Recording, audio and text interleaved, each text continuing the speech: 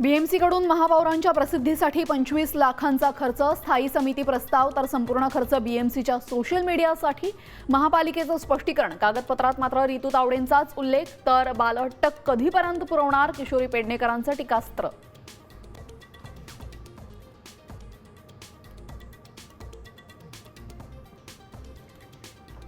एकनाथ शिंदेंच्या बालेकिल्ल्यात गणेश नाईकांचा जनता दरबार, ठाण्यामध्ये शिंदेसेना भाजपात शीतयुद्ध।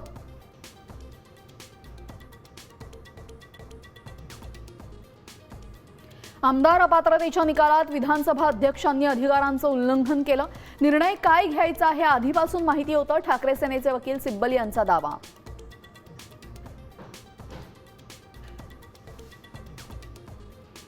पुण्यात पोलिसांचा कारवाईचा बडगा, भाडेकरूंची माहिती न देणाऱ्या 150हून अधिक मालकांवर गुन्हे दाखल।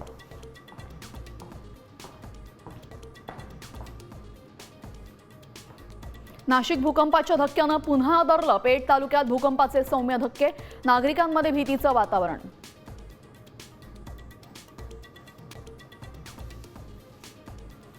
मराठवाड्यात शेतकऱ्यांची चिंता वाढणार, केवळ आज आणि उद्याच पाऊस बरसणार, नंतर गायब होण्याचा हवामान विभागाचा अंदाज।